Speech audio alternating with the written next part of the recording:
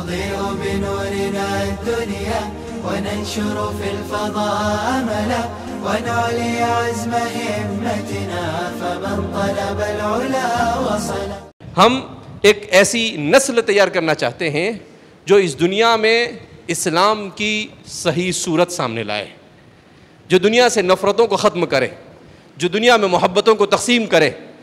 ایسی نسل ہم دنیا میں وجود میں اور یہ کام میں نے اسی لیے کہا. حضور نے کیا فرمایا, قرآن کی آیت کیا ہے, وَمَا أَرْسَلْنَا مِن رَّسُولٍ إِلَّا بِلِسَانِ قَوْمِهِ, کہ ہم نے ہر رسول کو اس کی زبان میں بھیجا. تو آج کی زبان دنیا میں انسانوں کو سمجھنے کے لیے زیادہ تر کون سی زبان چل رہی ہے؟ انگریزی.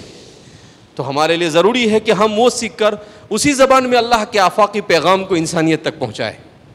اور حضور نے فرمایا کہ بعثت معلما, میں معلم بنا کر بھیجا گیا. اس کا مطلب یہ ہے کہ انقلاب صرف معلم لا سکتا ہے. کون لا سکتا ہے؟ معلم. تو ہم میں سے ہر ایک کو یہ نیت کرنا ہے کہ اے اللہ ہمیں ایسا معلم بنا جس معلم میں رسول اللہ صلی اللہ علیہ وسلم کی معلمیت کی جھلک ہو.